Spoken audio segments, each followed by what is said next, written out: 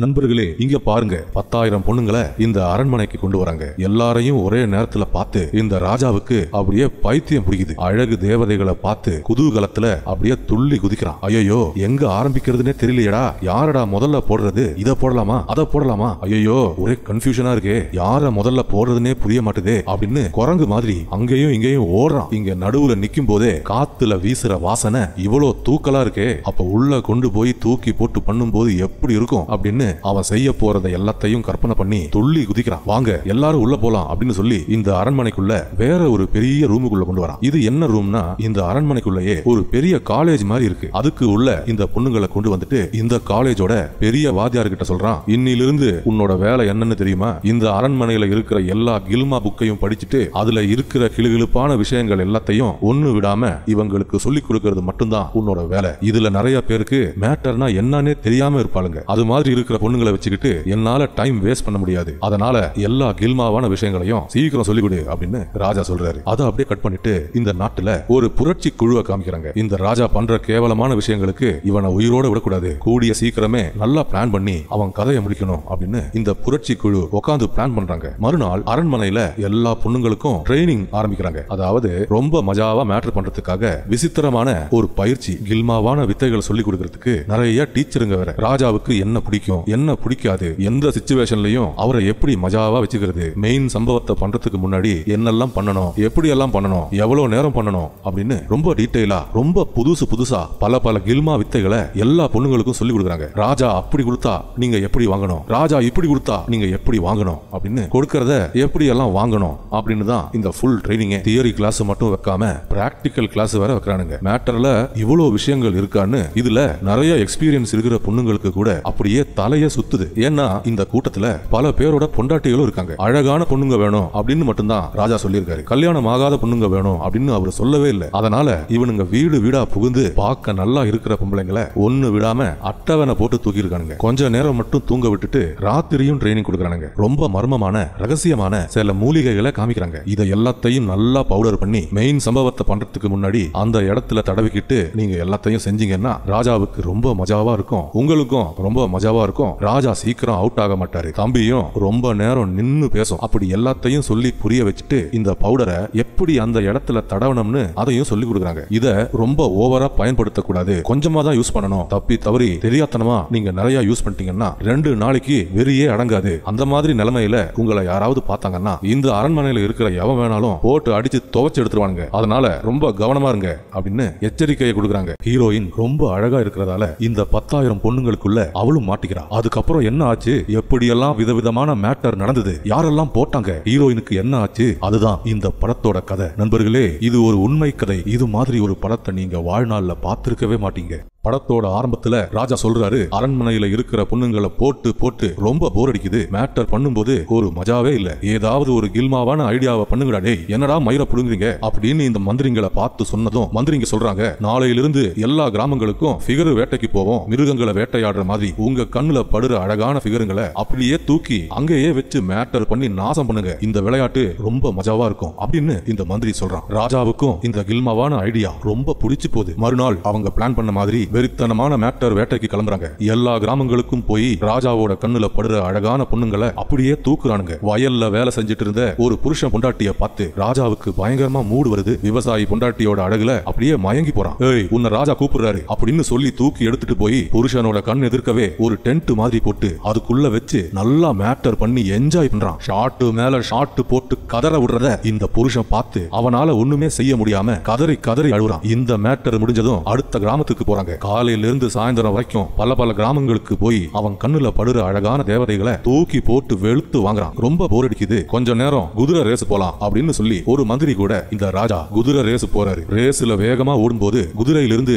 ராஜா வழுக்கி விழுந்துறாரு. குதிரையிலிருந்து விழுந்ததால ட்ரீட்மெண்ட் எடுக்கும்போது இன்னும் ரொம்ப நாளைக்கு நீங்க உயிரோட இருக்க மாட்டீங்க அப்படின்னு ராஜாவோட டாக்டர்ஸ் சொல்றாங்க. அதெல்லாம் கேட்ட இந்த மந்திரிங்க சொல்றாங்க, நீங்க சாவறதுக்கு முன்னாடி ரொம்ப மஜாவா இருக்கணும், இந்த உலகத்திலேயே எந்த ஆம்பளையும் அனுபவிக்காத இன்பங்களை நீங்க அனுபவி அனுபவிக்கணும், அதுக்காக நான் ஒரு அருமையான ஐடியா வச்சிருக்கிறேன் அப்படின்னு இந்த மந்திரி அவனோட ஐடியாவை சொல்றான். நம்ம நாட்டிலேயே ரொம்ப அழகான 10,000 பொண்ணுங்களை உங்களுக்காக நான் கொண்டு வரேன். நீங்க உயிரோட இருக்க போற இன்னும் கொஞ்சம் நாட்கள் கண்ணா பின்னான்னு மேட்டர் பண்ணி ரொம்ப சந்தோஷமா இருங்க, எல்லாரையும் துடிக்க துடிக்க கதற விட்டு ரொம்ப மஜாவா இருங்க அப்படின்னு இந்த மந்திரி சொன்னதும் இதெல்லாம் கேட்டு ராஜாவும் அப்படியே சந்தோஷத்துல துள்ளி குதிக்கிறான். இத பாருங்க ராஜா, நம்ம நாட்டுல இருக்கிற 10,000 அழகான பொண்ணுங்களோட பேரை இந்த புக்ல லிஸ்ட் போட்டு எழுதி வச்சிருக்கிறேன் அப்படின்னு சொல்லி இந்த புக்கை ராஜாவுக்கு கொடுக்கிறான். அடேங்கப்பா, ஸ்ரேயா, திவ்யா, ரம்யா, ரஷ்மிகா, இந்த பேரெல்லாம் படிக்கும் போதே தம்பி நட்டுக்குதேடா, என்னால ரொம்ப நேரம் வெயிட் பண்ண முடியாது, சீக்கிரம் புடிச்சிட்டு வாங்கடா அப்படின்னு ராஜா சொல்றாரு. உடனே இந்த ராஜா ஒரு பெரிய குழு ஒண்ணு அமைக்கிறாரு. அந்த நாட்டுல எல்லா மூலைக்கும் போய் அழகான பொண்ணுங்களை தேடி கண்டுபிடிச்சு அரண்மனைக்கு கொண்டு வரதுக்கு இந்த குழுவை அமைக்கிறாரு. சீக்கிரம் போய் 10,000 அழகான பொண்ணுங்களை கொண்டு வாங்கடா அப்படின்னு சொல்லி எல்லாரையும் அங்கிருந்து அனுப்பி வைக்கிறாரு. சைக்கிள் கேப்ல ராஜாவுக்கு மாமா வேலை செய்யற இந்த 2 மந்திரிங்க என்ன பண்றாங்கன்னா, இதுதான்டா சான்ஸ்னு இவனுங்களோட எதிரிகளோட பொண்ணுங்க பேரு, அக்கா பேரு, பொண்டாட்டி பேரு, தங்கச்சி பேரு, அப்படி எல்லாரோட பேரையும் இந்த புக்ல எழுதி வைக்கிறானுங்க. அப்படி இந்த புக்ல எழுதி இருக்கிற எல்லா பொண்ணுங்களையும் அப்படியே தூக்கி அரண்மனைக்கு கொண்டு வரதுக்கு நல்லா வெறிய ஏத்திக்கிட்டு கிளம்புறானுங்க. இந்த நாடு ஃபுல்லா கில்மாவான நோட்டீஸ் எல்லாம் ஒட்டி வைக்கிறானுங்க. இந்த நோட்டீஸ்ல என்ன எழுதி இருக்குன்னா, ராஜாவுக்கு 10,000 அழகான பொண்ணுங்க தேவை, பார்க்க தாறுமாறா இருக்கிற ஃபிகருங்களை கொண்டு வரவங்களுக்கு நிறைய பரிசு வழங்கப்படும், வீட்டுல பொண்ணுங்களை வச்சுக்கிட்டு அரண்மனைக்கு கொண்டு வராதவங்களுக்கு தகுந்த தண்டனை வழங்கப்படும் அப்படின்னு எழுதி இருக்கிறத பார்த்து இந்த நாட்டு மக்கள் அப்படியே பீதியில பேதி ஆகுறானுங்க. ராஜா அமைச்ச அந்த குழுவும் தீயா அவங்க வேலையை செய்யறாங்க. வீடு வீடா புகுந்து இந்த புக்ல எழுதி இருக்கிற பொண்ணுங்களை அட்டவணை போட்டு தூக்குறானுங்க. ஏழை பணக்காரன்னு பார்க்காம கண்ணுல படுற அழகான தேவதைகளை அரண்மனைக்கு தூக்கி எடுத்துட்டு வரானுங்க. அந்த நாட்டுல ஒரு இடம் விடாம வேட்டையாடுறானுங்க. அழகான பொண்ணுங்களை எங்க பார்த்தாலும் அப்படியே தூக்குறானுங்க. வறுமையில கஷ்டப்படுற சில அப்பா அம்மா என்ன பண்றாங்கன்னா, காசுக்காகவும் வாங்கின கடன்களை திருப்பி கொடுக்கறதுக்காகவும் நல்லா காசை வாங்கிக்கிட்டு அவங்க பொண்ணுங்களை அரண்மனைக்கு அனுப்பி வைக்கிறாங்க. ரொம்ப கொடுமையான வறுமையில இப்படி பண்றாங்க. எல்லா பொண்ணுங்களுக்கும் ஐடி கார்டு இதெல்லாம் செஞ்சு தனித்தனியா நிக்க வைக்கிறாங்க. ராஜாவுக்காக நிறைய பொண்ணுங்க கிடைச்சாச்சு, இருந்தாலும் ஒரு தேவதை மாதிரி இது வரைக்கும் ஒரு பொண்ணு கூட கிடைக்கல. இப்ப கிடைச்ச வரைக்கும் எல்லாரும் அழகா தான் இருக்காங்க, இருந்தாலும் பாக்குறதுக்கு எல்லாருமே ஒரே மாதிரி இருக்காங்க. ராஜாவுக்கு நம்ம கொடுக்க போற ட்ரீட் வேற லெவல்ல இருக்கணும். அவர் இதுவரைக்கும் பார்க்காத அழகு தேவதைகளை அவர் கண்ணு முன்னாடி நிக்க வைக்கணும். கூட்டத்துல வைரம் மாதிரி தனியா ஜொலிக்கிற ஒரு அழகு தேவதை கண்டிப்பா வேணும் அப்படின்னு இந்த மந்திரிங்க யோசிக்கிறானுங்க. உடனே அது மாதிரி ஒரு பொண்ணை தேடி கண்டுபிடிக்கிறதுக்காக கிளம்புறானுங்க. இதுதான் நம்ம படத்தோட ஹீரோயின். இவங்க பேரு சிங்கி மிங்கி மிங்கி சிங்கி டிங் டாங் டிங். ஹீரோயினோட அழக பார்த்து இந்த மந்திரி அப்படியே மயங்கி போறான். அவன் வாழ்க்கையிலேயே இப்படி ஒரு அழகு தேவதைய அவன் பார்த்ததே இல்ல. நான் தேடி வந்த வைரம் இதுதான் அப்படின்னு முடிவு பண்றான். நம்ம ஹீரோயின் ஒரு கறிக்கடைக்காரனோட பொண்ணு. இவள ராஜாவுக்கு கொடுத்தோம்னா ராஜா ரொம்ப சந்தோஷப்படுவாரு அப்படின்னு ஹீரோயினை ஃபாலோ பண்ணிக்கிட்டு அவ வீட்டுக்கு போறான். ஹீரோயினும் அவங்க அப்பாவும் வேலையெல்லாம் முடிச்சிட்டு வீட்டுக்கு போறாங்க. இந்த மந்திரியும் ஹீரோயின் வீட்டுக்கு வந்து ஹீரோயின் கிட்ட பேசுறான். ராஜாவை கில்மாவா வச்சுக்கிற வேலைக்காக நிறைய பொண்ணுங்களை நாங்க செலக்ட் பண்றோம். நீ ரொம்ப அழகா இருக்கிறதால உன்னையும் நாங்க செலக்ட் பண்ணிட்டோம். நாளைக்கே நீ அரண்மனைக்கு வந்தாகணும் அப்படின்னு இந்த மந்திரி சொன்னதும் ஹீரோயினும் வேற வழி இல்லாம எல்லாத்துக்குமே ஒத்துக்கிறா. இதெல்லாம் முடியாதுன்னு சொன்னா அப்பாவை கொன்னுடுவாங்க அப்படின்ற பயத்துல அரண்மனையில இந்த கில்மாவான வேலைக்கு இவ ஒத்துக்கிறா. மறுநாளே குளிச்சு ரெடியாகி புது ட்ரெஸ் எல்லாம் போட்டுக்கிட்டு ஒரு பல்லக்குல உட்கார வச்சு இவளை அரண்மனைக்கு கொண்டு போறாங்க. அதுக்கப்புறம் ஒரு பழத்தை சாப்பிடுற மாதிரி ட்ரைனிங் கொடுக்குறாங்க. இது என்ன மாதிரி பழம்னா, ரொம்ப கசப்பா ரொம்ப நாத்தமா இருக்கிற ஒரு விசித்திரமான பழம். இந்த பழத்தை வாயில எடுத்து ருசிச்சு சாப்பிடுற மாதிரி ட்ரைனிங் எடுத்துக்கிட்டா அதுக்கப்புறம் எவ்வளவு கேவலமான விஷயத்தையும் ரொம்ப சுலபமா வாந்தி வராம ருசிச்சு சாப்பிட முடியும். அது ஏன்னா சில சமயங்கள்ல ராஜாவோட ஆசைகள் ரொம்ப கேவலமா பைத்தியக்காரத்தனமா இருக்கும். அந்த மாதிரி நேரங்கள்ல கூட ராஜாவை ரொம்ப மஜாவா வச்சிருக்கணும்னா அவரு கூட கில்மா பண்ற பொண்ணுங்க எல்லாரும் இது மாதிரி ட்ரைனிங் எல்லாம் எடுத்தா மட்டும்தான் அவங்களால எல்லாமே செய்ய முடியும். ட்ரைனிங் மெதுவா அடுத்த கட்டத்துக்கு கொண்டு போறான். மெயின் சம்பவத்தை ராஜா கூட எப்படி செய்யணும் அப்படின்றத ஹீரோயினுக்கு இவன் அப்படியே செஞ்சு காமிக்கிறான். நான் தான் ராஜான்னு கற்பனை பண்ணிக்கோ, அவரு இப்படிதான் செய்வாருன்னு சொல்லி தூக்கி போட்டு நல்லா விடிய விடிய வெளுத்து வாங்குறான். தினமும் காலையில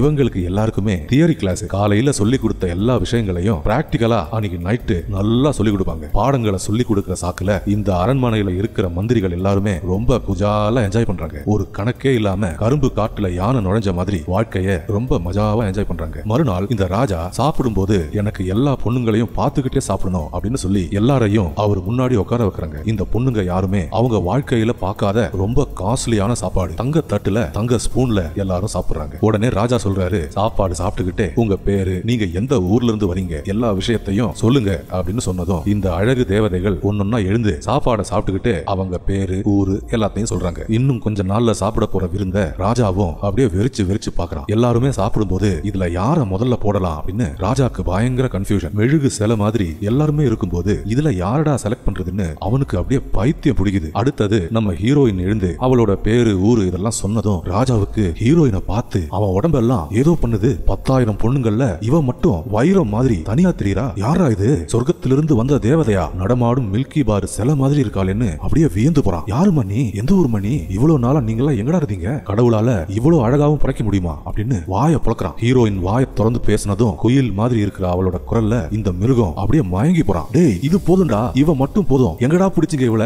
இந்த மெழுகு சிலையோட அப்பா அம்மா எங்கடா? அவங்க கால்ல விழணும் போல இருக்குடா. இவ மட்டும் போதும்டா, இப்பவே அனுப்பி வைங்கடா என் ரூமுக்கு அப்படின்னு ராஜா சொல்ல இந்த மந்திரிங்க சொல்றாங்க, அவசரப்படாதீங்க ராஜா, இன்னும் கொஞ்சம் ட்ரைனிங் பாக்கி இருக்கு. அது எல்லாமே முடிஞ்சு நீங்க மேட்டர் பண்றதுதான் ரொம்ப நல்லா இருக்கும். தயவு செய்து வெயிட் பண்ணுங்க ராஜா அப்படின்னு இந்த மந்திரிங்க கால்ல விழுந்து கெஞ்சுறானுங்க. ராஜாவாலையும் அவனோட ஆசைகளை சுத்தமா அடக்கவே முடியல. குழந்தை மாதிரி அழுகுறான். திருவிழால முட்டாய் வாங்கி கொடுங்க அப்படின்னு அம்மாவை பார்த்து குழந்தை அழுகுற மாதிரி கதறி கதறி அழுகுறான். இன்னைக்கே அனுப்பி வைங்கடா, இப்பவே அனுப்பி வைங்கடா அப்படின்னு இந்த மந்திரிங்க கிட்ட கெஞ்சி கெஞ்சி பாக்குறான். தயவு செய்து இன்னும் கொஞ்ச நாள் வெயிட் பண்ணுங்க ராஜா. இந்த உலகத்திலேயே எந்த ஆம்பளையும் இது வரைக்கும் அனுபவிக்காத ஒரு மஜாவான விஷயத்தை நாங்க உங்களுக்காக பிளான் பண்றோம். தயவு செய்து அதை சொதப்பாதீங்க. இந்த பொண்ணுங்களோட ட்ரைனிங் முடிகிற வரைக்கும் கொஞ்சம் பொறுமையா இருங்க அப்படின்னு இந்த மந்திரிங்க சொல்ல, சரிடா சீக்கிரம் ட்ரைனிங் முடிங்கடா அப்படின்னு பொறுமையே இல்லாம ராஜாவும் ஒத்துக்கிறாரு. ராஜாவுக்கும் அவரோட தம்பிக்கும் சுத்தமா பொறுமையே இல்லாததால இந்த பொண்ணுங்களோட ட்ரைனிங்க ரொம்ப ஃபாஸ்டா செய்யறாங்க. பரீட்சைக்கு முன்னாடி ஸ்கூல்ல ஸ்பெஷல் கிளாஸ் வைக்கிற மாதிரி ராத்திரியும் பகலும் ரொம்ப ஸ்பெஷலான ட்ரைனிங் எல்லாம் கொடுக்குறாங்க. மெயினான சம்பவத்தை பண்ணும்போது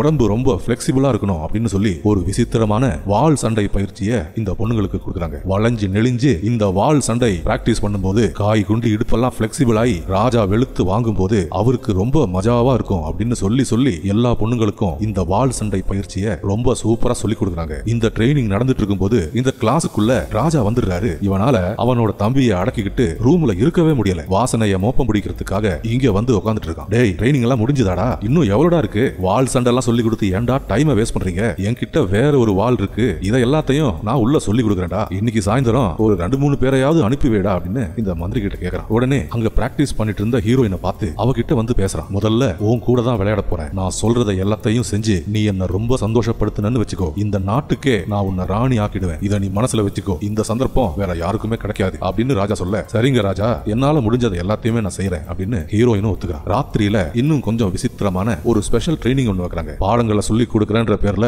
இந்த மந்திரிங்க அவனுங்க மனசுல இருக்கிற ஆசைகளை எல்லாம் செஞ்சுக்கிட்டு ஒரு நாளும் ரொம்ப குஜாலா என்ஜாய் பண்றானுங்க. அவனுங்க பண்றத பார்த்து என்ஜாய் பண்றதுக்கு வேற சில மந்திரிங்க வேற. இந்த அரண்மனையில இன்னைக்கோ நாளைக்கோன்னு சாவ கிடக்கிற கிழவனுங்க கூட இதுதான்டா சான்ஸ்னு அவனுங்க மனசுல இருக்கிறத எல்லாத்தையுமே செஞ்சு ரொம்ப மஜாவா இருக்கானுங்க. ஆனா நம்ம ஹீரோயின் மட்டும் ரொம்ப புத்திசாலி. இந்த கிழவனுங்க கிட்ட சிக்காம பல டெக்னிக்கை பயன்படுத்தி இவனுங்க விரிக்கிற வலையிலிருந்து தப்பிச்சுக்கிட்டே வரா. ஆனா இதுல ஒரு மந்திரிக்கு மட்டும் ஹீரோயினை பார்க்கும்போது ஒரு வேற மாதிரி ஃபீலிங் வருது. இவளை இந்த அரண்மனைக்கு கொண்டு வந்ததே ஒரு பெரிய முட்டாள்தனம், ஒரு பெரிய தப்பு அப்படின்னு இப்ப ஃபீல் பண்றான். இவளை லவ் பண்ணி கல்யாணம் பண்ணி இவ கூட வாழணும்னு இப்ப யோசிக்கிறான். ஆனா இவனால இனிமே ஒண்ணுமே பண்ண முடியாது. ஏன்னா ராஜா 24 ஹவர்ஸும் நம்ம ஹீரோயினுக்காக தான் ரொம்ப வெயிட்டிங்ல இருக்கிறாரு. ஹீரோயின் மேல வேற எவனாவது ஆசைப்படுறான் அப்படின்னு தெரிஞ்சாலே போதும் அவனை கண்டந்துண்டமா வெட்டி கலைச்சு போட்டுருவான் அப்படின்னு இந்த மந்திரிக்கு ரொம்ப கிளியரா தெரியும். இருந்தாலும் ஹீரோயினோட அழகுல மயங்கி அவன் மேல பயங்கரமா ஆசைப்பட்டு ஒரு காதல் ஃபீலிங்க இவன் மனசுல உருவாக்கிக்கிட்டே வரான். உயிரே போனாலும் பரவாயில்ல, இந்த மெழுகு சிலைக்காக கொஞ்சம் ரிஸ்க் எடுத்து பார்க்கலாமா அப்படின்னு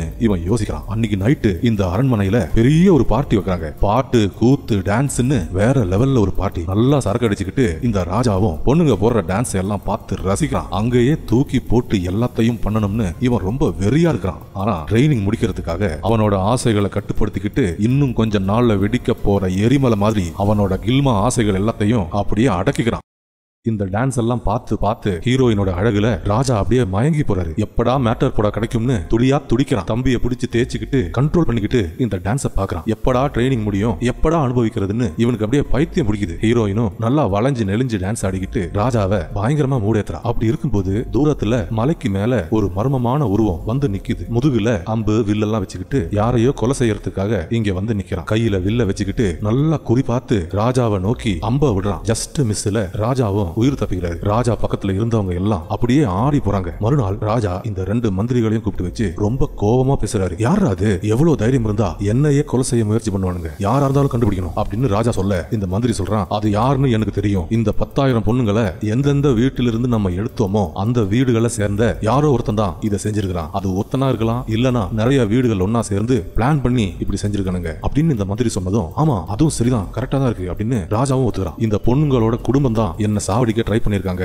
அவனுங்க எல்லாரையும் கைது பண்ணி அரண்மனைக்கு கொண்டு வாங்க, ஒருத்தனை விடாம எல்லாரையும் செய்ய போறேன் அப்படின்னு ராஜா சொல்றாரு. ராஜா சொன்ன மாதிரியே அந்த பொண்ணுங்களோட வீட்டுல புந்து அவங்க குடும்பத்துல இருக்கிற ஆம்பளைங்க, அதாவது புருஷன், அப்பா, அண்ணன், தம்பி அப்படி எல்லாரையும் கைது பண்ணி அரண்மனைக்கு கொண்டு வரானுங்க. உங்க குடும்பத்தை சேர்ந்த யாரோ தான் என்ன சாவடிக்க ட்ரை பண்ணிருக்கானுங்க, அதுக்கான தண்டனையை இப்ப நான் கொடுக்க போறேன் அப்படின்னு சொல்லி ரொம்ப வித்தியாசமான ஒரு தண்டனையை ராஜா ஆரம்பிக்கிறான். கூட்டத்துல இருந்து ஒரு பொண்ணை மேடைக்கு கூப்பிடுறான். அந்த பொண்ணு மேல வந்ததும் அம்பையும் வில்லையும் எடுத்து அவ கையில கொடுத்து ராஜாவும் அதை பிடிச்சுக்கிட்டு தூரத்துல ஒருத்தனை பார்த்து குறி வைக்கிறாங்க. அவனோட முகமூடியை திறந்து யாருன்னு காமிக்கும் போதுதான் தெரியுது அந்த ஆளு இந்த பொண்ணோட அப்பா. அதை பார்த்ததும் இந்த பொண்ணு கதறி கதறி அழுறா. மன்னிச்சிருங்க, எங்க அப்பாவை விட்டுருங்கன்னு எவ்வளவோ கெஞ்சி பாக்குறா. ஆனா ராஜா எதுவுமே கேட்க மாட்டான். அவனோட பொண்ணை வச்சு அம்ப விட வச்சு இந்த அப்பனோட கதையை அங்கேயே முடிக்கிறான். அதே மாதிரி வேற ஒரு பொண்ணை கூப்பிட்டு இப்ப செஞ்சதையே செய்யறான். அப்படியே நிறைய குடும்பங்களோட கதையை அவங்க பொண்ணை வச்சே முடிக்கிறான். அதுக்கப்புறம் ஒரு பொண்ணோட புருஷனை இங்க நிக்க வைக்கிறாங்க. வாயில வாங்கினா உன் புருஷனை விட்டுறேன் அப்படின்னு சொல்லி இந்த ராஜாவும் எல்லாரும் முன்னாடியும் நல்லா என்ஜாய் பண்றான். என் உயிரை காப்பாத்த என் பொண்டாட்டி என்னெல்லாம் தியாகம் பண்றா அப்படின்னு பார்த்து இந்த புருஷனும் அவன் பார்க்க கூடாததை பார்த்து அப்படியே கலங்கி கலங்கி அழுறான். ராஜாவும் முடிய பிடிச்சுக்கிட்டு ரொம்ப ஆழமா இறங்குறான். அதெல்லாம் இந்த புருஷனால பார்க்கவே முடியல. கதறி கதறி அழுறான். அப்படி கிடைக்கிற உயிர் எனக்கு வேணாம், என்ன சாவடிச்சிடுறா அப்படின்னு கத்துறான். வாயில இருக்கும் போதே வில்லை எடுத்து குறிப்பாத்து கரெக்டா உச்ச கட்டத்தை அடையும் போது அம்ப ஷூட் பண்றான். ஒரே நேரத்துல புருஷனோட கதையும் முடியுது. ராஜாவும் வெறித்தனமா சில்லறைய செதற விடுறான். கரெக்டா டைமிங் கால்குலேட் பண்ணி இப்படி ஒரு வேலையை செஞ்சிருக்காரு. ஆட பாவி, பொய் சொல்லி என்ன நல்லா ஏமாத்திட்டல, என் புருஷனையும் கொண்டுட்ட அப்படின்னு கடுப்பாய் இந்த பொண்ணு பக்கத்துல இருந்து ஒரு வாளை உருவா. முதல்ல ராஜாவை கொலை செய்யற மாதிரி மிரட்டிட்டு எல்லாரும் முன்னாடியும் எனக்கு இப்படி நடந்து போச்சு அப்படின்னு அவமானம் தாங்க முடியாம அந்த வாளை வச்சு அவளையே குத்திக்கிட்டு அப்படியே தற்கொலை பண்ணிக்கிறான். அதுக்கப்புறம் அவங்க பிடிச்சு கொண்டு வந்த எல்லா கைதிகளையும் சரமாரியா அம்பு ஷூட் பண்ணி எல்லாரோட கதையையும் ஒரே செகண்ட்ல முடிக்கிறாங்க. டேய் ட்ரைனிங்க சீக்கிரம் முடிங்கடா, என்னால முடியலடா. டேய் அரண்மனை ஃபுல்லா 10,000 பொண்ணுங்க, ஆனா ஒருத்திய கூட தொட முடியாதுன்னு சொன்ன எப்படிடா? பின்ன நான் எந்த மயத்துக்குடா ராஜாவா இருக்கிறேன்? இனிமே என்னால வெயிட் பண்ண முடியாது. உனக்கு இன்னும் 2 நாள் தான் டைம். அதுக்கப்புறம் நான் கூப்பிடும் போதெல்லாம் எனக்கு நீ பொண்ணுங்களை அனுப்பி வைக்கணும் அப்படின்னு ராஜா சொன்னதும் சரின்னு இந்த மந்திரியும் ஒத்துக்கிறான். ராஜா சொன்ன மாதிரியே உடனே போய் எல்லா பொண்ணுங்களோட ட்ரைனிங்கையும் டக்கு டக்கு டக்குன்னு முடிச்சு எல்லாரையும் கில்மாவான வேலைக்காக ரெடி பண்றாங்க. ட்ரைனிங் எல்லாம் முடிஞ்சதும் எல்லா மந்திரிங்களும் ராஜாவை சந்திக்கிறாங்க. ராஜா கிட்ட சொல்றாங்க, எல்லா பொண்ணுங்களோட ட்ரைனிங்கும் முடிஞ்சிடுச்சு. அதுல அதிக மார்க் வாங்குனது இந்த 2 பொண்ணுங்க தான். இவங்க 2 பேரு தான் கிளாஸ் டாப்பர். நாங்க சொல்லி கொடுத்த எல்லா கில்மா வித்தைகளையும் ரொம்ப சூப்பரா செஞ்சு 100க்கு 100 மார்க் வாங்குனது இவங்க 2 பேரு மட்டும் தான். இவங்கள ஃபர்ஸ்ட் ரேங்க் யாரு, செகண்ட் ரேங்க் யாரு அப்படின்னு எங்களால முடிவு பண்ணவே முடியல. ஏன்னா இவங்க 2 பேரும் எல்லா விஷயங்களையும் ரொம்ப சூப்பரா செய்யறாங்க. இவங்க 2 பேர் கூடயும் நீங்க விளையாடுனீங்கன்னா கண்டிப்பா நீங்க பரலோகத்துக்கு போயிடுவீங்க அப்படின்னு இந்த மந்திரிங்க பில்டப் கொடுத்ததும் இதெல்லாம் கேட்டு ராஜாவுக்கு அப்படியே பைத்திய பிடிக்குது. எல்லாத்தையும் உடனே அனுபவிக்கணும்னு அப்படியே துடியா துடிக்கிறான். நீங்க போற முதல் மேட்டரு இவங்களை வச்சே ஆரம்பிங்க அப்படின்னு இந்த மந்திரிங்க சொல்றாங்க. இதுக்கு மேல என்ன வெயிட் பண்ணிக்கிட்டு சீக்கிரம் ரெடி பண்ணி அனுப்புங்கடா, இதுக்கு மேல என்னால வெயிட் பண்ண முடியாது அப்படின்னு ராஜா சொல்லிட்டு கிளம்புறாரு. இன்னும் கொஞ்ச நேரத்துல ராஜா கூட மஜாவான விளையாட்டுகள் ஆரம்பிக்க போகுது. மேட்டர் பண்ணும்போது அவருக்கு ரொம்ப பிடிச்ச சில விஷயங்கள் இருக்கு, அத இப்ப உனக்கு நான் சொல்லித்தரேன் அப்படின்னு சொல்லி நிறைய கில்மாவான டெக்னிக் எல்லாம் இவன் சொல்லி கொடுக்குறான். ஒரு தடவை இவன் ராஜா கிட்ட போயிட்டான்னா அதுக்கப்புறம் கிடைக்காது அப்படின்னு சொல்லி வித்தைகளை சொல்லி கொடுக்குற சாக்குல இதை இப்படி பண்ணணும், அதை அப்படி பண்ணணும் அப்படின்னு சொல்லி இவன் எல்லாத்தையும் செய்யறான். ராஜா அப்படி பண்ணும்போது நீ இப்படி பண்ணக்கூடாது, ராஜா இப்படி பண்ணும்போது நீ அப்படி பண்ணக்கூடாது அப்படின்னு ட்ரைனிங் கொடுக்கிற மாதிரியே நல்லா வெளுத்து வாங்குறான். அவ்வளவுதான், நாளையிலிருந்து இது நமக்கு கிடைக்காது அப்படின்ற அவசரத்துல உலகத்தையே மறந்து இதெல்லாம் ராஜாக்கு தெரிஞ்சா நம்மளை கொன்னுடுவாங்க அப்படின்ற பயத்தை கூட தூக்கி போட்டுட்டு ஹீரோயினோட அழகுல மயங்கி பச்சக்கு பச்சக்கு பச்சக்கு பச்சக்குன்னு நிறுத்தாம ஷாட் போட்டு முன்னாடி பின்னாடி ஒரு இடத்தை கூட விட்டு வைக்காம யாருமே இதுவரைக்கும் போவாத ஆழமான இடங்கள்ல இறங்கி ஒரு சொர்க்க பூமிக்குள்ள நுழையறான். இன்னும் ஒரு வருஷத்துக்கு கில்மாவே இல்லனாலும் பரவாயில்ல, அது மாதிரி ஒரு சம்பவத்தை செஞ்சுட்டு நடக்க முடியாம சோர்ந்து போய் துவண்டு போய் அப்படியே வெளியே வரான். இதெல்லாம் ராஜாவுக்கு தெரிஞ்சா நம்மளை கொன்னுடுவாரு, நம்ம தலையே போனாலும் பரவாயில்ல, ஒரு வர்த்தான சம்பவத்தை நம்ம செஞ்சிருக்கிறோம் அப்படின்னு அவனே அவனை தட்டி கொடுத்துக்கிறான். ராஜாவும் ரொம்ப ஆவலா வெயிட் பண்ணிட்டு இருக்க, இன்னைக்கு நைட்டு நீங்க பூந்து விளையாட உங்க விருந்து ரெடியா இருக்கு அப்படின்னு இந்த மந்திரி சொன்னதும் ராஜா உடனே எழுந்து போய் ஹீரோயினையும் அந்த பொண்ணையும் பார்க்கறான். சொல்லி கொடுத்த எல்லா ட்ரைனிங்லயும் நீங்க 2 பேரும் தான் 100க்கு 100 மார்க் வாங்கியிருக்கீங்க அப்படின்னு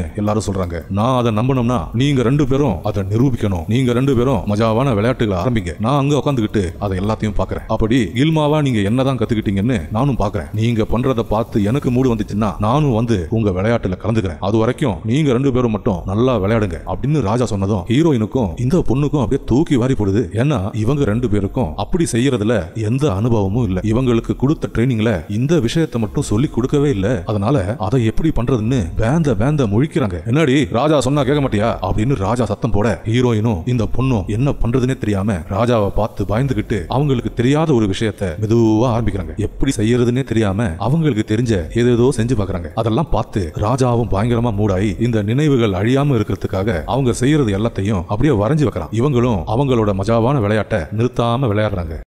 ராஜா இதெல்லாம் பார்த்து பயங்கரமா என்ஜாய் பண்றான். இப்படி பண்ணுங்க அப்படி பண்ணுங்க அப்படின்னு இவன் இங்க இருந்துகிட்டு சொல்றத எல்லாத்தையும் இந்த 2 பொண்ணுங்களும் ரொம்ப மஜாவா செய்யறாங்க. ராஜாவால அடக்க முடியல. அதெல்லாம் பார்த்து இவனும் அப்படியே உல்லாசமா கையடிக்கிறான். அப்படிதான் அங்க விடு இங்க விடு அப்படின்னு சொல்லி 3 பேரும் சேர்ந்து ஒரு தரமான சம்பவத்தை செய்யறாங்க. கொஞ்ச நேரத்திலேயே ராஜாவும் அவங்க கூட போய் சேர்ந்துக்கிறான். 3 பேரும் ஒன்னா சேர்ந்து விடிய ஒரு மஜாவான விளையாட்டை விளையாடுறாங்க. மறுநாள் ஹீரோயின் குளிச்சு ரெடியாகி நல்லா மேக்கப் பண்றா. கில்மா பண்றதுக்காக ராஜா உங்களை மட்டும் தனியா கூப்பிடுறாரு அப்படின்னு ஒரு பொண்ணு வந்து சொன்னதும் ஹீரோயினும் நல்லா மேக்கப் பண்ணிக்கிட்டு அரண்மனையை நோக்கி போறா. அரண்மனைக்கு வந்ததும் அவளை நல்லா செக் பண்ணிட்டு உள்ள அனுப்புறானுங்க. செக் பண்ற சாக்குல நல்லா உருட்டி பிசைஞ்சு ஜூஸ் போட்டு ஒரு வழி ஆக்குறானுங்க. உள்ள கொண்டு போய் அவனுங்களே குளிப்பாட்டி ரெடி பண்ணி ரொம்ப காஸ்ட்லியான ட்ரெஸ் எல்லாம் போட்டு விடுறானுங்க. அதெல்லாம் முடிஞ்சதுக்கு அப்புறம் ராஜாவோட ரூமுக்கு வரா. மெழுகு சிலை அப்படியே நடந்து வர அழக பார்த்து ராஜாவும் அப்படியே பிரமிச்சு போறான். இன்னும் கொஞ்ச நேரத்துல சாப்பிட போற பால்கோவாவை அப்படியே வெறிச்சு பாக்குறான். நீ பாக்குறதுக்கு மில்கி பார் மாதிரி இருக்கிற, இன்னைக்கு நைட்டு ஃபுல்லா நான் எல்லாத்தையுமே சாப்பிட போறேன் அப்படின்னு சொல்லி ஒரு செகண்ட் கூட வேஸ்ட் பண்ணாம மஜாவான விளையாட்டுகளை ஆரம்பிக்கிறாங்க. கண்ணா பின்னான்னு ஷாட் போட்டு வெளுத்து வாங்குறான். நீங்க ரொம்ப அவசரப்படுறீங்க,